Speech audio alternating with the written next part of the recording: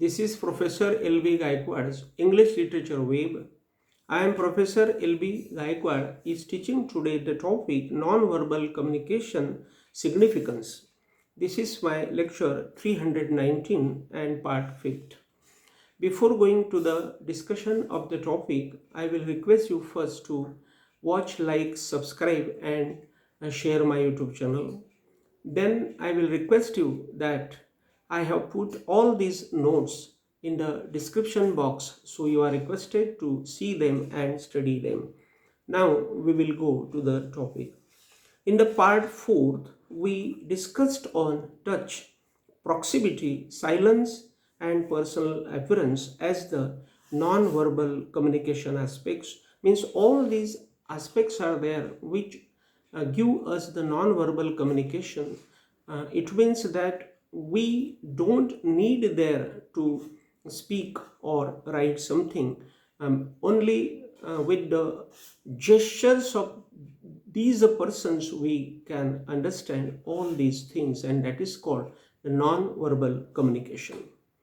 In this part 5th, we are discussing the significance of the non-verbal communication. Means what is actually the non-verbal communication and what is the importance, or why is this communication important, what is the nature or what is the I will say formation of this non-verbal communication. All these points we are discussing here. To understand this non-verbal significance, we will understand the following points now. The first point is the speaker's attitude expressions. Means this is the point which is related with the speaker's attitude, and the speaker's attitude is based on the expressions which he shows us always with his body postures. The speaker's attitude is expressed through his body movements, facial expressions and visual communications, positively, negatively and neutrally. So remember here, when we do the non-verbal communication, actually there is the need of the speaker and the receiver.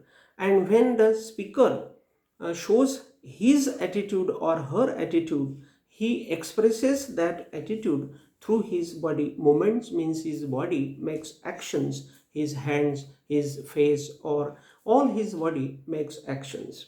Then his face makes actions, and there are some visual communication do such type of actions. So here, when he means the speaker makes all these actions, he takes some things positively, some things negatively and some things neutrally. Neutrally means here I will say that he doesn't take part in any discussion, he is away from the discussion. It means he does not include himself in the discussion. Now the second point we are discussing is the listener and receiver. We have seen that there is the method, and this method is essential for the non-verbal communication, because if we want the non-verbal communication, then there should be one speaker and one listener. Without them, the non-verbal communication will not happen. So what happens, sometimes the listeners and receivers convey their attitudes, their feelings and their thoughts about the messages, that is about the gestures they read or hear.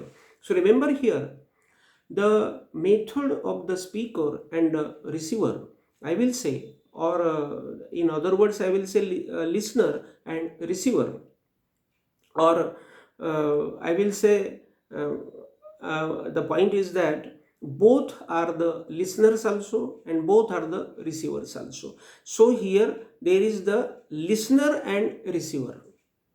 Remember, this is the means there is one person who listens and one person who is receives the matter. So sometimes the listeners and receivers convey their attitudes, their feelings and their thoughts about the messages they read or hear. It means that they show their attitudes with their body postures, with the help of their face, with the help of their hands, and all these things they discuss with each other and understand what is going in their minds or what they want to say. The next point is knowledge gaining. We can gain knowledge of the individuals through their attire, then tidiness, ornaments, and cosmetics. So remember, when all these persons are discussing with each other, or when there is the, I will say, listener and receiver, then we can understand the knowledge there about these persons. Means we can understand that knowledge, we can get that knowledge, we can gain that knowledge by studying the attire, that is the clothes, dress they have done. And tidiness means how their appearance is very tidy or very clean or systematic. We can understand many things about them.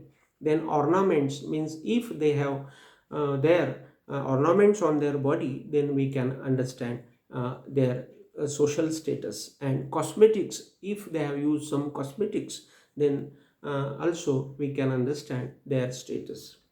All these attitudes show us their professions, ages, nationalities, social or economical status, and job status. So all these things tell us about their business, then I will say about their national status, their social status, and their economical status, means positions in the society. Or we can get about their jobs also, what type of jobs they are doing in the social sector. We can give the explanation of these individuals in the name of trainees, means they can be the trainees. Civil servicemen means they can be the civil servicemen, or they can be the policemen, doctors they can be, or nurses they can be. The attire, that is the formal clothes of these persons, of these individual person, show their personality type, means we can understand their personality, their character, I will say, with the help of all these attire, and their nature also we can understand, and we can understand the social status also. The next point is here the status of an individual. We can learn and understand the status, that is the position in society, with the help of the non-verbal signs which don't speak with us. Means while doing the non-verbal signs, nobody speaks with each other, and it happens only with the help of the body, and that's why it is called the non-verbal communications. Means there is no verbal, means there is no use of our mouth or writing, and that's why it is called the non-verbal communication. But this present the status of the particular individual, and we know the status of the particular individual by this particular non-verbal communication. The non-verbal signs of such persons can be said as the rooms of his home. Means we can understand the status of this gentleman by seeing the rooms of his home. Means if there are many rooms, then we can say that this person is rich person in the society. The decoration of his rooms, if his rooms are decorated very nicely, then again we can understand the social status of this man. Coloring of the rooms, if the rooms are colored very typically or very attractively, then again we can understand that this gentleman is really the rich person, or his importance or significance in the society is different from other persons. Then we can also see the size of the rooms and the estate used in the rooms, means what type of estate is there at him. Means if there is a car in front of his bungalow, then we can understand this is the social person, prestigious person in the society. So all these things we can understand. Again we can understand his choice, his liking, his interest, and culture. We have no need of communicating with these persons about their status, and so it is not necessary that we should communicate with this person. It means that we should talk with this persons, or we should write something to these persons. Only we can understand by seeing their rooms of home or decoration, or we can understand what they have purchased in the life. The meaning is that we shouldn't use our verbal speech with these persons. The person doesn't speak a single word with us and we know his status, seeing his home status, does we know the person's status with non-verbal communication or signs, I will say. So today we have seen the topic non-verbal communication significance, which is called significance means non-verbal communication significance. Again we will come in front of each other with a new topic. Till then, thank you very much.